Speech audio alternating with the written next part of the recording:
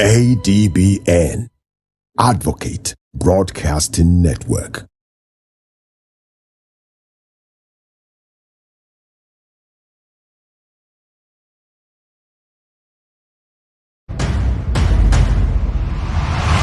ADBN, Advocate Broadcasting Network.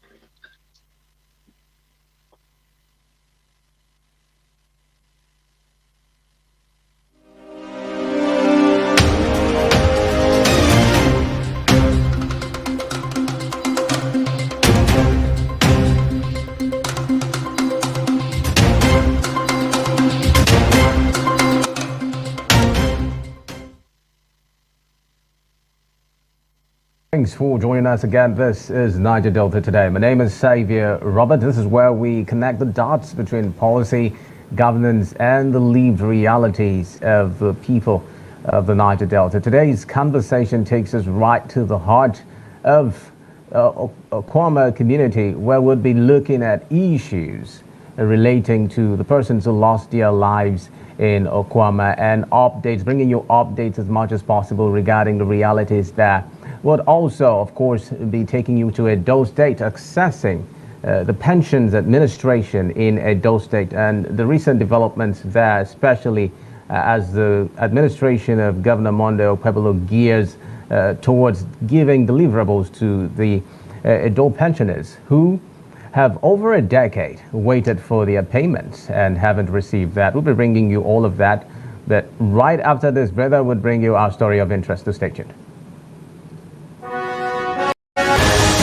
The global business is never static.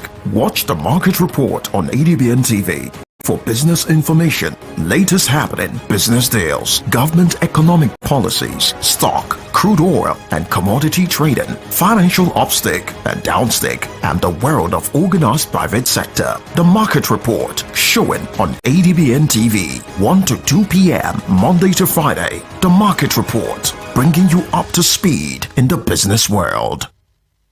In a world of overwhelming voices where everyone has different opinion on different issues, it is important that we bring the core issue to the fore. Join me, Nancy Banigo, on Softline as we lend our voices to inform and influence youth and actions. This is not just mere talk, it is an invocative program that touches the core of our existence. Step into the heartbeat of the world where news meets real talk. From breakthroughs in diplomacy to humanitarian challenges and scientific milestones, Global Digest takes you beyond the headlines and straight to the heart of the matter. I am Amma Marcus. Be a part of the world's unfolding stories at 3 p.m. on ADBN, channel 258 on DSTV, and Star Times, channel 140. Global Digest, your window to the world's current affairs, only on Advocate Broadcasting Network.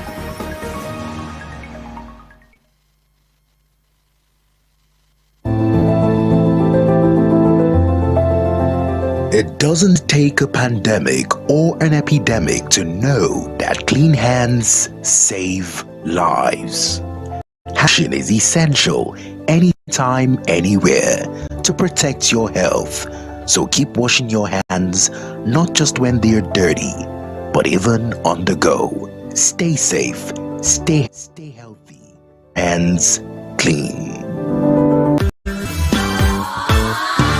For your news on the go, ADBN is everywhere you are. Stay connected across all our social media and streaming platforms for exclusive news updates, captivating stories, and more.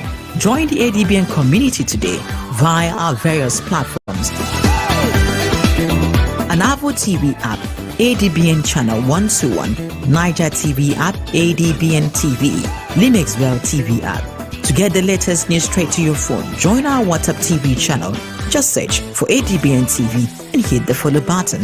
Turn on your notification to stay updated and never miss any part of the experience. Stay in the conversation with us across social media handles. On X at ADBN TV, Instagram at ADBN TV, Facebook ADBN TV, YouTube ADBN TV. Keep visiting our website on www.adbntv.com. Watch us live anytime, anywhere. ADBN TV, a part of you. Thanks for saying, Jay. Now, nearly 2 years after the tragic event of March 14, 2024, the story of Okwama community in Ogeli South local government area of Delta State remains one of the most painful and unresolved chapters in the Niger Delta. Well, what began as a deadly clash that led to the killing of Nigerian army personnel has since spiraled into a prolonged crisis, one that has left an entire community displaced, its leadership structure disrupted, and lingering questions around justice, accountability, and due process still unanswered. Today, the discussion has taken a new turn. Leaders and residents of Okwama are now threatening to boycott future elections, citing the continued detention of their leaders without trial, alleged disobedience to court orders, and what they describe as systemic neglect and marginalization. We're approaching these issues from the human, legal, and moral dimensions, especially as it concerns the rule of law, community rights, and the path to justice. Joining us is a value rebirth and human rights advocate, himself also Secretary General, Ewu Clan Development Forum, Ambassador Pastor Edewo Egedegbe, joins us from Delta State. You're welcome on the program. Thank you for joining us. Good afternoon. Thank you. Good afternoon. Yes, well, it's really concerning, but I'd like to highlighting the fact that the Okwama community is part of the 17 local government areas, the jurisdiction where UMAN actually covers the Okwama community, and you had highlighted that earlier. I'd like you to give us an understanding of what's truly happening in Okwama community. 2 years of loss, displacement, and uncertainty. From your engagement with the people, what does this anniversary mean to them psychologically and socially? Are we looking at a community still mourning, one that is receiving enough succor to want to begin moving past the experiences of 2024, or one gradually losing faith in the system?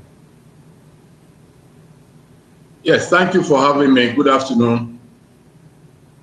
Good afternoon. It's so pathetic that, yes, it's so pathetic that 2 years after Okwama was invaded by people who claim to be on a peace mission, Nigeria Army claimed to be on a peace mission, invaded Okwama, and that led to catastrophe, to the loss of 17 armies, and of course, Okwama indigenes that lost their life.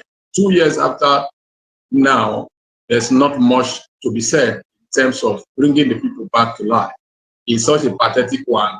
And for Okwama people, they are feeling as if they have been so conquered. And from all the facts that are available, shows clearly that they are being treated as a conquered territory. But the people are resilient. They believe that someday they will bounce back to life because they are full of life. It is just unfortunate that that unfortunate incident befell them, unwarranted. But be that as it may, they've been trying to forge ahead, but forge ahead in a very deplorable state 2 years after. So it's such a paltry situation for them, and they are not smiling at all about it. And they are also crying clearly that governments have neglected them in serious terms. But with regards to Delta State government, after our meeting with the governor in May 2024, after the incident happened in March, of course, he did promise he was going to rebuild the place by first of all building a primary and health center, which he eventually did, though those projects were completed late last year. The structures were completed, but the structure, apart from the building infrastructure, the other amenities needed to make them a complete building, they are still yet to be done. And all attempt to even reach out to the governor to say thank you to him and also ask for more of those things being done has proved abortive since December 2024, when we wrote as a kingdom to him that, look, we want to thank you for the step you've taken, because so far a primary school has been built, The secondary school has also been built, a health center, and over 40 rooms hall where some of the inhabitants of Okwama are residing currently as we speak today. They've been done. And we want to say thank you and also ask for more of those things. But like I said, that has not been ascended to. All approach, attempt to reach out to the governor has been, of course, rebuffed, I would say. Even running through the IDP chairman that he appointed, that manned the IDP camp from May till December 2024. We went through him to see who can get audience. Till date, we've not gotten an audience. So, poultry for us as a people, that whereas government is for the people, we don't know whether our own people have been ostracized by a share calculation of some few, at the expense of, the rights to the dignity of the human person that the Okwama people possess under the Constitution of Nigeria. So for Okwama people, they are feeling annihilated, but their resolve is on God, believing that someday their cry will be heeded and their life will be back again in their, God-given land of Okwama. It's such a pitiable situation. With due respect to, the human rights violation that has been orchestrated by the happenings, not much has been heard from, the government. Now, talking about our people that have been hounded in incarceration, not exactly where Professor Ato Ekpeku, the President General of Igbo Clan Development Forum, where I'm the Secretary General, was hounded on the 18th of August 2024. And by tomorrow, 18th of April, it will be precisely 20 months of his incarceration. No access to him, no access to even doctors, no access to the wife. In the course of his incarceration, he lost his eldest daughter, who is a master degree holder, a lecturer in Delta State University. And of course, we lost the president of Okwama community, who is still in the detention, even at his death. So, and the other people that are there now, we don't know the state of their life. A court order was, given sometime August last year by the Federal High Court Warri that these people be produced in court to have their day in court. But subsequent court days, we've gone to court without the people being produced. So we really don't know exactly where to situate the Okwama imbroglio, because it means that there are laws for some part of Nigeria, and when it comes to some other part, those laws doesn't seem to track. So it's such a very worrisome state, to say the least. Pastor Gedegbe, you're Secretary General, Igbo Clan Development Forum, and Okwama is one of the 17 communities of the Eworobo Kingdom, Ughelli South Local Government Area, Delta State, which puts you at the center of these happenings, and you have first-hand information regarding what's truly the status of things. Now, there is a very strong allegation on the table, which you have just re-echoed, that several community leaders have remained in detention for close to almost 2 years now, more than 2 years, that is, because March 14 makes it 2 years since that incident. But what has been the feedback that you have been able to get since these detentions, and how many of them are still in detention? Okay, so like I said in my first opening statement, no feedback from the institution of government, no feedback. And I've also said here on air that even all attempt to reach out to the governor, the executive governor of Delta State, Right Honorable Sheriff Okorewori, to also, express our own concerns to him has proved abortive. That for me is even the most worrisome part, because government is about empathy, leadership is about empathy. These people need to at least talk to somebody in government. We are not in government, but we are under a government. So if something has happened, who do we cry to? Apart from crying to God, spiritually speaking, then physically we should cry to those in authority. But we don't have access to government.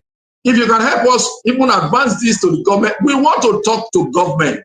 The government of Delta State that is headed by the Right Honorable Sheriff Okorewori, that we want to talk to him. He should give us access. Not giving us access is undeserving of a government, to say the least, with due respect to him. So we are saying that, look, give us access so we can talk to you.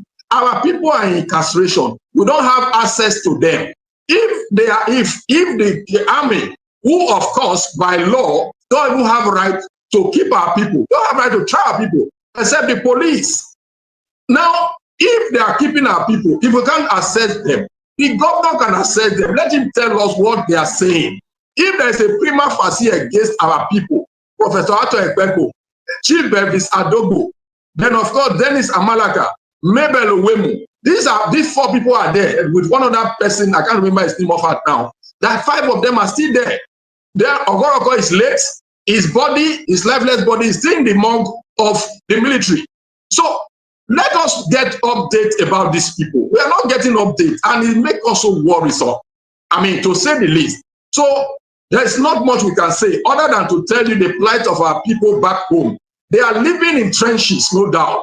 Now, the building that was put together by the government of Delta State, which I've alluded to, particularly the chairman of the local government, if over 40 rooms hall, that is where more than 1,000 people are resting their head now. You will know that what that means. So I will even request that let your cameramen go to Okwama, see the state of Okwama as it is today. Now, people who could not, you could see those thatch houses that you are seeing there.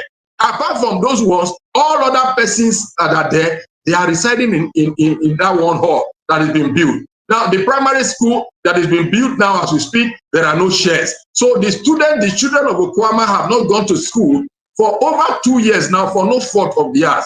And we say we are in a democracy, for crying out loud. Things can be done better.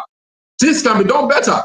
And I'm very particular in this, my own conversation with you, that the government of Delta State, with due respect to the governor and all the paraphernalia of government, should know that the essence of government is to protect lives and not the other way around. So anything less than this is unacceptable in a democratic climate. We are not in a military rule where dictatorship takes the order of the day. So we are crying, we are calling on the government of Nigeria, headed by President Ahmed Tinubu, then of course the governor of Delta State, our senator, our House of Assembly member, House of Representative member. They have not done us well, to say the least. They may have tried their best, but their best is not good for us. That our people are still languishing 20 months down the line for a matter that is already in court, and even order of court has been given as served on the respective agencies of government, and they are adamant. It leaves less to be desired of a democratic system.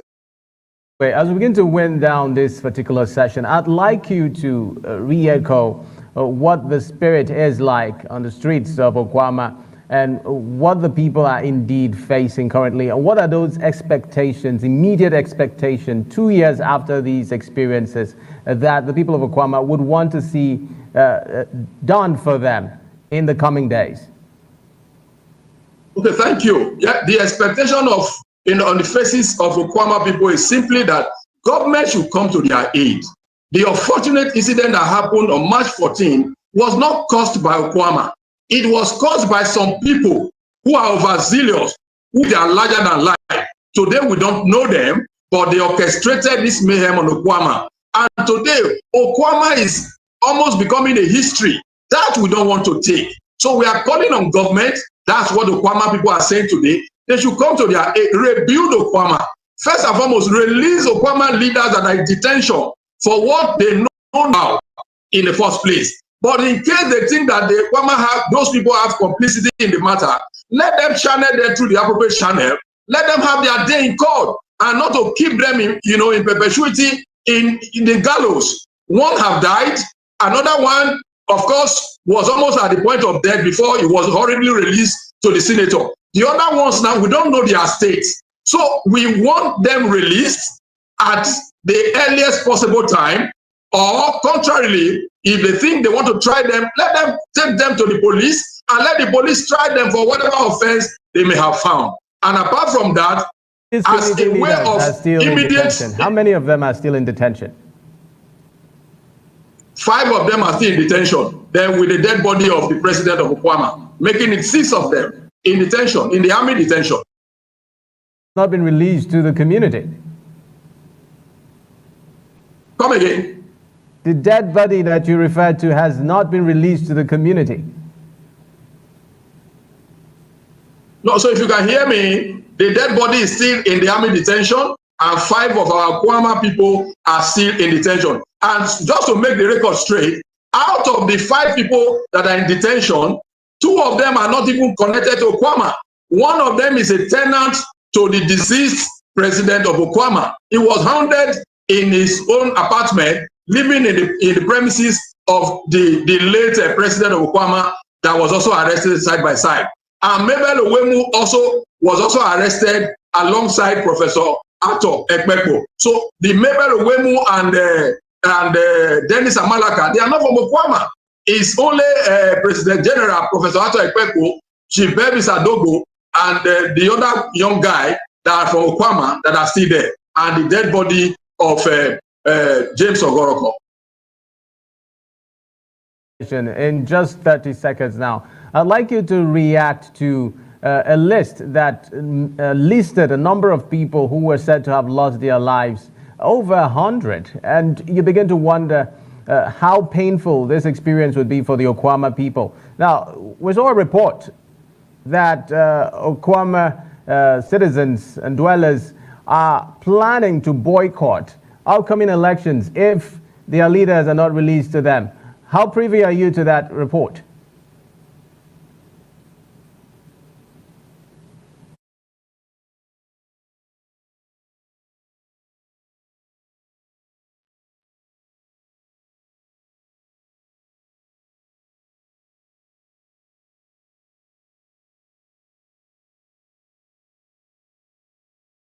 I couldn't hear that part. If you could come again.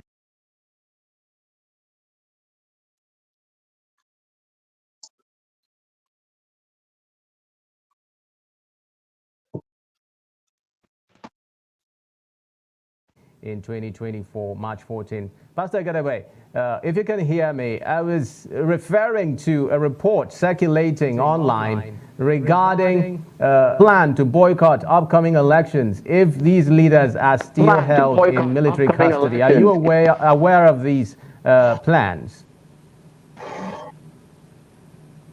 I'm so sorry, I don't know you from my end here. Okay, you're now aware of such reports. Pastor Gadebe.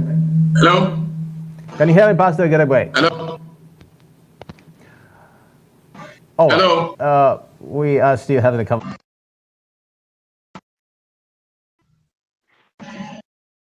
in Okwama community, and of course bringing us insights regarding what are the realities there and how it is affecting the people living in the community, as well as calling on government, both at the state and federal levels, to see to it that succor is returned to the people of the community and children are made to return to school who have suffered for the past 2 years plus.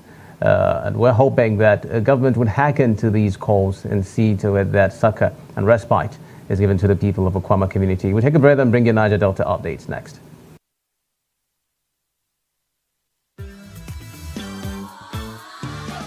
News on the go. ADBN is everywhere you are. Stay connected with us across all our social media and streaming platforms for exclusive news updates, captivating stories, and more. The ADBN community today via our various platforms. An Apple TV app, ADBN Channel 121, Niger TV app, ADBN TV, Linuxwell TV app. To get the latest news straight, join our WhatsApp TV channel. Just search for ADBN TV and hit the follow button. Turn on your notification to stay updated and never miss any part of the experience. Stay in the conversation with us across social media handles. On X at ADBN TV, Instagram at ADBN TV, Facebook ADBN TV, YouTube ADBN TV. Keep visiting our website on www.adbntv.com. Watch us live anytime, anywhere. ADBN TV, a part of you.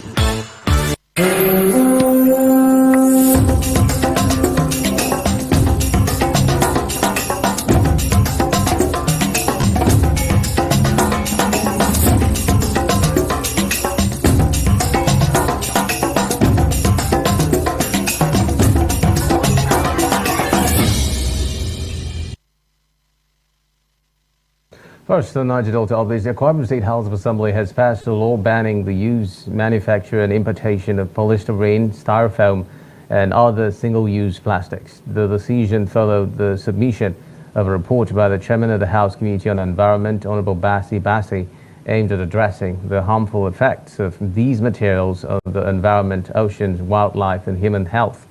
Honorable Bassi noted that the law would also reduce pressure on waste management systems, improve the state's global environmental standing and promote climate safety. From the public hearing, we must observe that the bill, when passed, shall 1. Stimulate the production and use of biodegradable and eco-friendly packaging, thereby creating opportunities for local businesses, innovation, and job creation in the green economy sector. 2. Reduce health risk to consumers and limit environmental toxins that can enter the food chain through plastics. 3. Reduce plastic pollution in rivers, drainage systems, forests, coastal areas. 4. Ease pressure on waste management infrastructure, reduce cleanup costs, and improve overall sanitation in the state.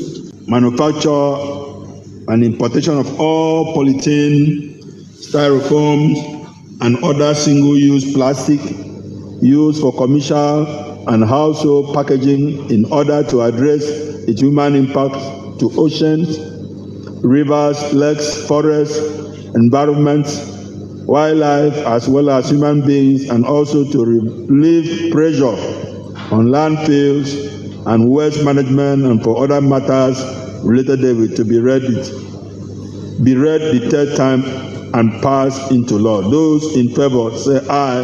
Aye. Those against say nay. The ayes have it. Accordingly, the bill is hereby read the third time and passed into law. Moving on now, following the National Assembly's resolution to ban sachet alcohol, the Akwa Ibom State government has been urged to enforce the directive to protect public health, particularly among young people. The member representing Ibesigwa Sultan State constituency, Honorable Obamata, who moved the motion during Thursday's plenary, stressed the need for the state to align its policies with national regulatory standards. He also called on the State Ministry of Health to work closely with federal authorities to implement robust public health awareness campaigns. Whereas NAFDAC has clarified that any temporary lifting of the ban was transitional and full enforcement is scheduled to begin after 31st December 2025. Reflecting regulatory intent to reduce misuse and its associated harm. Whereas independent analysis and public health reports demonstrate that sachet alcohol products are cheap, widely accessible, and appealing to youth and drivers, contributing to harmful alcohol consumption. Whereas while concerns have been raised about potential economic impacts on manufacturers, global experience shows that strict packaging regulations and bans on harmful products do not invariably harm the economy. Like a member, Rep. Onrogo said, let's call on His Excellency the Governor of Akwa Ibom State to issue an executive order mandating the relevant state agencies, including Ministry of Health, Ministry of Commerce and Industry, state environmental health officers, and law enforcement agencies to enforce the ban without further delay. I think that covers the entire resolution. Members, do you agree with that resolution? Madam Clerk, that is the resolution of the House. His Excellency the Governor. Moving on now to Edo State, where the state governor, Senator Mondo Pueblo, has approved full educational scholarships for the 3 children of late Brigadier General Useni Omo Brima, who died in active service to The governor said the gesture is aimed at supporting the family he left behind, ensuring the children's education is fully funded from their current levels through to university. He described the late officer as a symbol of sacrifice and patriotism, noting that the decision reflects the state government's commitment to honoring fallen heroes. Governor Pablo also called on other stakeholders to support families of military personnel who die in line of duty, emphasizing the need for sustained investment in their welfare and future. The Delta State Police Command says it has reviewed a viral video showing officers attached to C Division of Sabah collecting money from a motorist using a POS machine within the station premises. The incident, which occurred on January 13, 2026, has been described by the command as embarrassing, unprofessional, and a clear violation of police conduct. The Commissioner of Police, Yemi Oyeni, strongly condemned the act, stating that no citizen deserves such treatment. He emphasized that the behavior is both inexcusable and unacceptable, stressing that no officer is authorized to demand or receive money from members of the public under any circumstance. And that's it on Niger Delta Update. To take a breather, and when we return, we're looking at a dose date and the pension administration there. Stay tuned.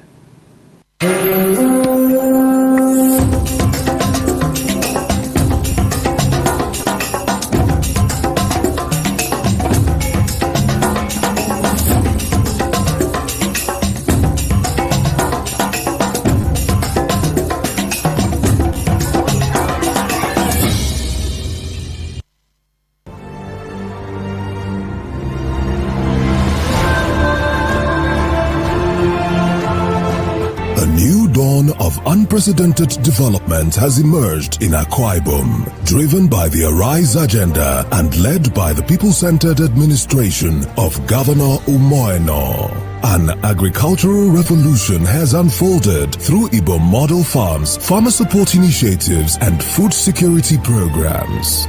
Roads and bridges are reconnecting communities, driving inclusive growth as power forms advance and CNG mass transit gets set to deliver cleaner, affordable transportation. Maritime infrastructure is rising in Oron, reviving coastal commerce and transportation. It is strengthened through modern technology, vigilant security agencies, and the Ibom Community Watch. Housing and investment accelerating with free housing for workers and homes for the vulnerable, and landmark estates repositioning the state. Education is redefined with model schools, while healthcare is with model centers, and the 150-bed Ibom International Hospital health insurance coverage is progressing steadily with hundreds of thousands of enrollees. Tourism is acting boldly with the audacious Arise Palm Resort, Ibom Convention Center, Arise Shopping City, and a growing aviation system. Governance, procurement, and recruitment are smarter through digital innovation. Because the people matter, workmen, youths, retirees, the elderly, and the vulnerable are empowered across all 31 local government areas. Akwa Ibom, steadily progressing under the Arise agenda of Governor Umoeno.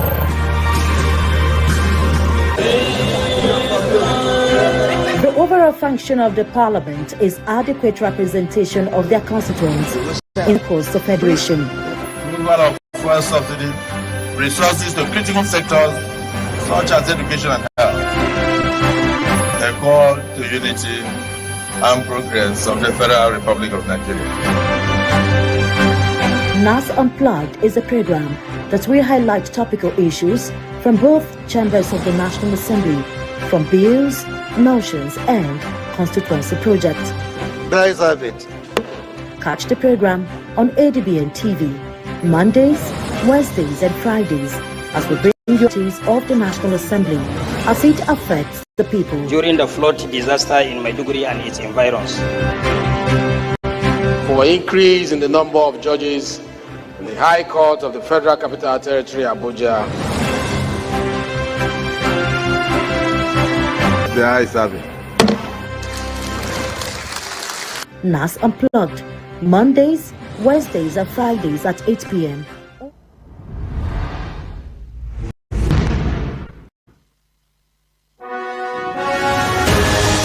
The global business is never static.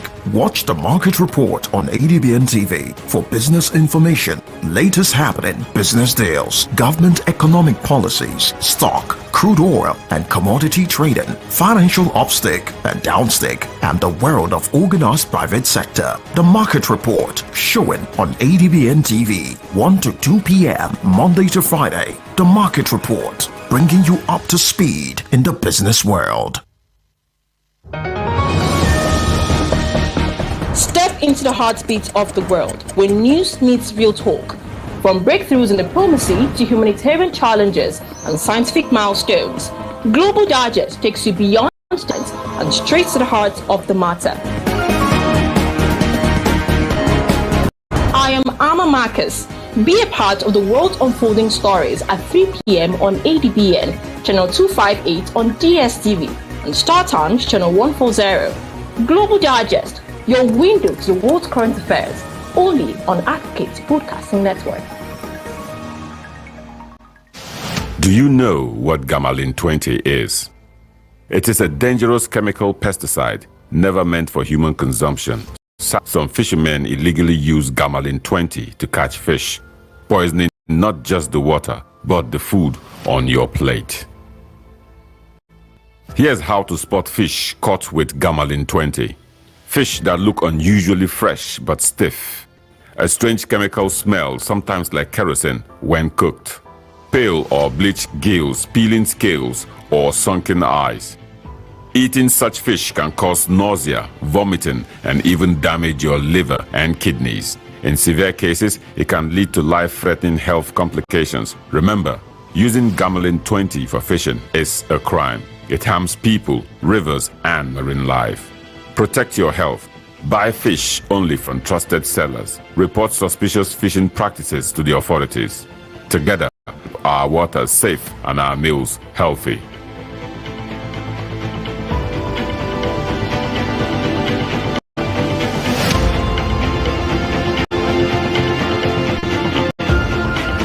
In a world of overwhelming voices where everyone has different opinion on different issues, it is important that we bring the core issue to the fore. Join me, Nancy Banigo, on Softline as our voices to inform and influence your thoughts and actions. This is not just mere talk, it is an invocative program that touches the core of our existence.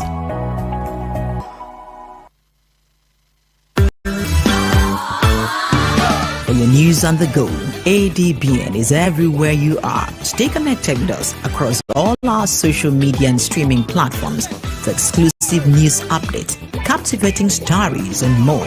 Join the ADBN community today via our various platforms. An Avo TV app, ADBN Channel 121, Niger TV app, ADBN TV, Linux Well TV app. To get the latest news straight to your phone, join our WhatsApp TV channel.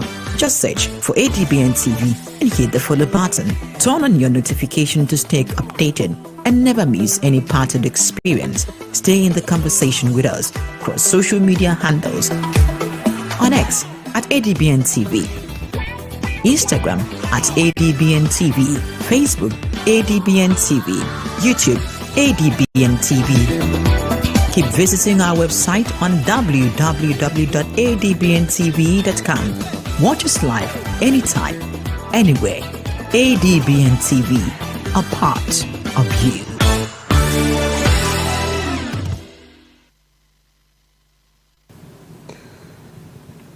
Thanks for staying tuned. Well, in Edo State, pension administration has taken center stage following a series of interventions by the administration of Governor Mondo Pueblo. Reports abound on the release of 1 billion naira to offset long-standing gratuity arrears dating as far back as 2009. We're also inundated by the emotional scenes of retirees finally receiving benefits after over a decade of waiting. We've also seen moves to institutionalize reforms, including the creation of a committee to address pensioners' complaints. the expansion of contributory pension schemes, and even the rollout of group life insurance payments to families of deceased public servants. At the same time, the national efforts through PENCAM are trying to bring more Nigerians, especially those in the informal sector, into structured retirement savings through the personal pension plan, raising important questions about inclusivity and long-term financial security. Let's look at some pressing questions beneath it all. Are these interventions enough to fix a system that has historically left many retirees in hardship, or could these be termed simply managing a backlog without addressing the root structural issues? Who better to answer these pressing questions if not Permanent Secretary of Edo State Pension Bureau, Mr. Washington Abe? He joins us from Benin. You're welcome on the program. Thank you for joining us. Thank you. Well, Mr. Abe, let's start with what many people are calling a breakthrough moment. Retirees from as far back as 2009 to 2012 finally receiving gratuities after over a decade. We saw emotional scenes, even tears. But when you step back, isn't there also a quiet indictment of the system here? What does it say about pension administration that people had to wait 10 to 14 years for what is essentially their right? Hello, the line is so too audible to me. I don't know if you can retake that again. Okay, I am re-echoing the development in Edo State, where the retirees have received monies. The state government released 1 billion naira to offset the monies owed to retirees from as far back as 2009 to 2012. And with these gratuities now being paid, we saw emotional scenes. But when you step back, I'm asking, isn't there also a quiet indictment of the system here? What does it say about pension administration, having people wait 10 to 14 years for what is essentially their right? Like you all know, pension issues, problems associated with pension liability to states and federal government is not unique to Edo State.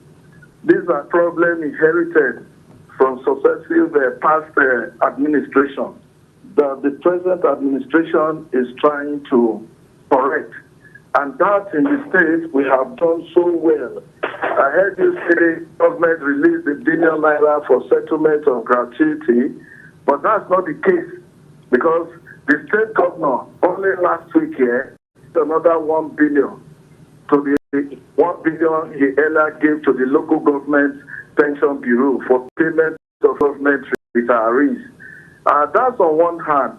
On the state part, the state government, the present administration, from the inception of this particular government, started by issuing $1 billion naira for payment of pension gratuity to Edo State retirees. The one you just talked about now is the one given to local government pension bureau.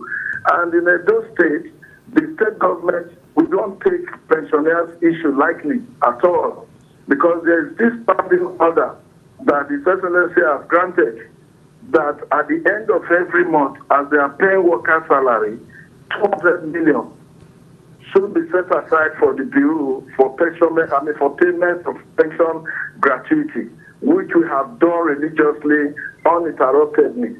And like you know too, the state government operates dual pension scheme. Dual pension scheme. That is, we are also into the contributory pension scheme and of course the defined benefit scheme, which is the old scheme.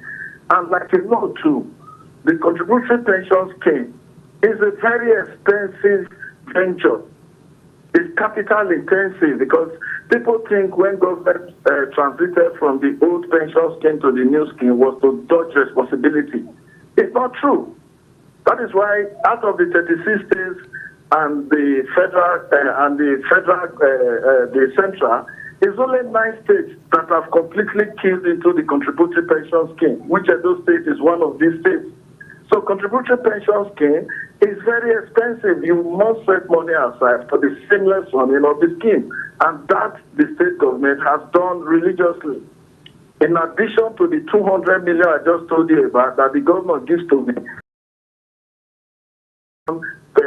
gratuity on installmental basis, on the basis of first to retire, first to get. As we speak, we are presently on 2014 for that of the state pensioner, while at the local government level, they are on 2012. Hello? Yes, I'm with you. I'm with you, Mr. Abe. Please go ahead. In all this, if I still have much time to dwell more on this, like the state government I told you about, for the running of the contributory pension scheme, the state government set aside 10% of each worker's housing, transport, and basic allowances to the running of the scheme, and that runs to almost like 350 to 400 million naira on a monthly basis, which the state government gives to the bureau for settlement of each 10% to the paid into the workers' RSA account. That's on one hand, and again, there's what we call accrued right in the seamless running of the contributory pension scheme. It's a matter of law that those that were in the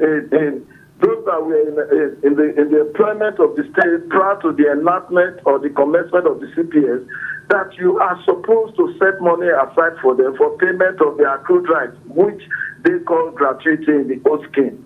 That also, the state government sets aside 7% of its total monthly wage bill for settlement of pensioners, would be pensioners' accrued rights.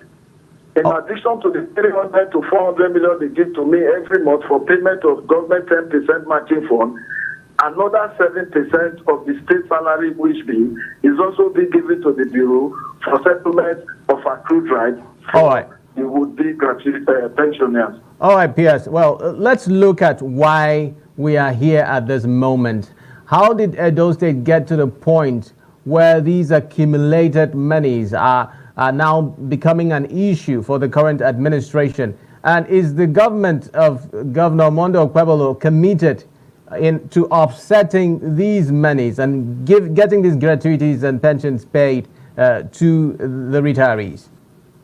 Yeah, it was this lack of government commitment in settling pension entitlement, because successive government, like I told you, we are settling gratuity of yesteryears.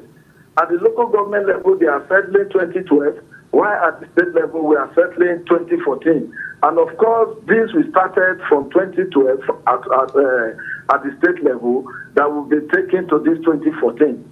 So like I did say before now, past governments, they didn't see reason why pension issues should be taken seriously like they are doing now. Hello? Yes, I'm with you. I'm with you, Mr. Some of these debts you are talking about, they're during the military. Because during my short stay at the local government, as the PF local government pension bureau, I had to write to the state government to give me money to settle pension and gratuity of local government retirees dating back to 1979 to 2008. Of course, they've taken from 2009 now to 12 where they are at the moment. So you can see that this matter didn't start today. Present administration, they are trying to correct the wrongdoings of yesteryears, which when you fail to contribute or to save money for payment of pension for 1 month, you'll be creating problem of 10 years for the incoming government. And that is exactly where we find ourselves. But thank God that the present administration, they've taken pension issues so seriously. They have given our pensioners reason to live. They have put smile on their face by setting money the same way they set money aside for payment of salary. And I'll tell you this, pensioners in Edo State, they get money the same day state workers get. Not that you pay workers first before now using the remaining money to pay the pensioner. We are paid the same time via e-payment. All right, Mr. Abe, let's talk. Okay. If you want to land on your thoughts now. Hello. Okay, I was going to quickly add. Let's talk about sustainability now. Clearing a backlog is one thing, but preventing reoccurrence of future backlogs is another thing. What commitments or structural reforms are now being put in place to ensure that these events do not occur in the future in Edo State? Okay. Like I said, the moment the present administration came on board, one of the official assignments he did was that of pension, because there has been this harmony between the state government and the Nigerian Union of Pensioners in the state. The Excellency gave me a standing order that on a monthly basis I should be giving 200 million family for settlement of pension liability. It's a standing order. I don't need to go to him on monthly basis to get approval. The approval runs for 4 years. This 8 years is going to run for 8 years. So these are measures put in place to prevent us in going back to Egypt. So the fear of going back to, and that is exactly why we also brought in a contributory pension scheme to kind of check and balance the wrongdoings of the past. Well, how many of Edo workers are aware of this contributory pension scheme? How much of awareness has been created, and how functional, effective has it been thus far?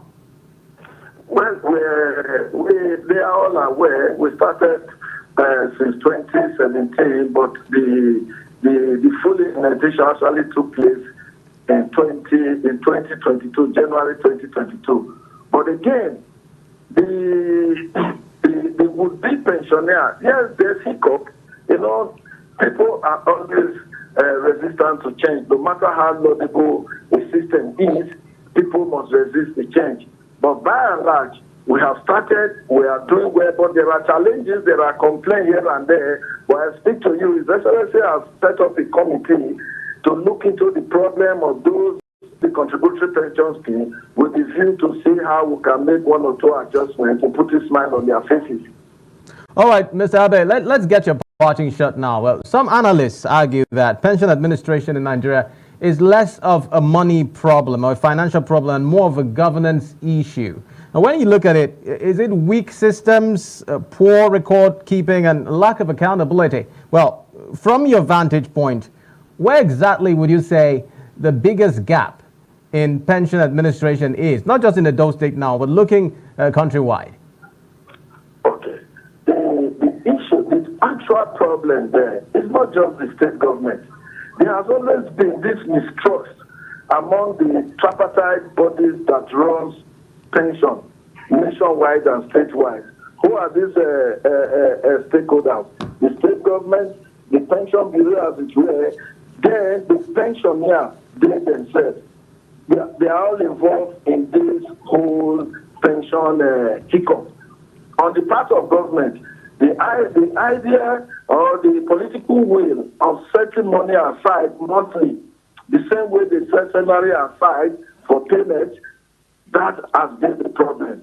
But over time, some governments, like Edo State being a case study, we have seen that pension administration cannot be properly run without government commitment to constant funding of the system. This my governor has done by saying on a monthly basis, set aside 200 million, another 300 million, all for running of pension matters, and again, the seamless running of the contributory pension scheme. That's on the part of the government. Then two, lack of proper documentation brought us to where we are when we talk about pension issues nationwide.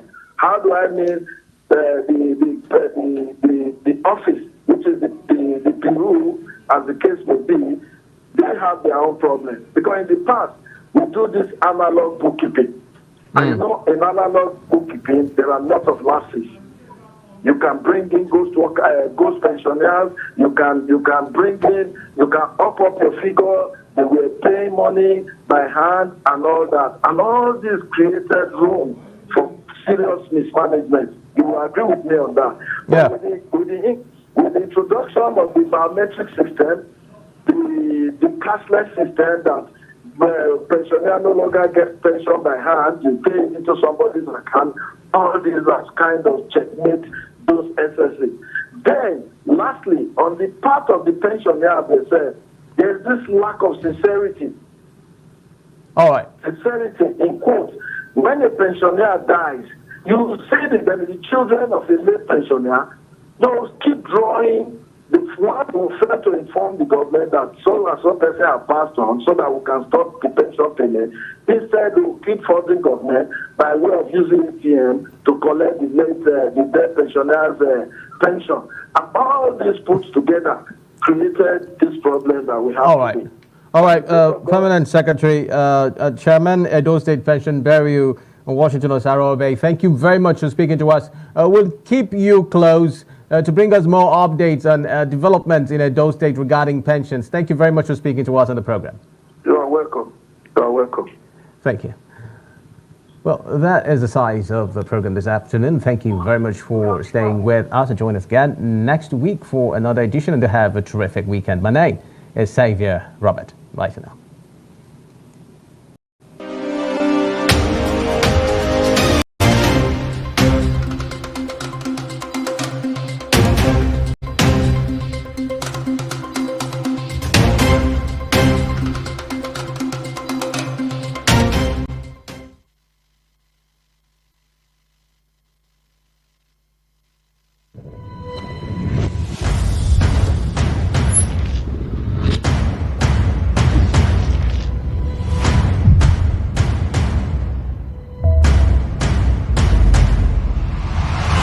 ADBN, Advocate Broadcasting Network.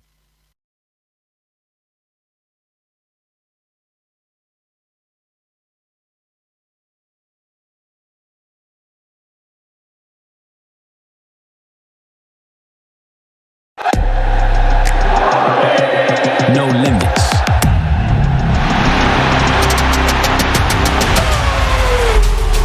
Welcome to the Africa Magic Viewers' Choice Award. This isn't a reset. It's an evolution. Arsenal at the top of the Premier League table. We're going to build our paradise here on earth. Somebody makes contact with his old rival.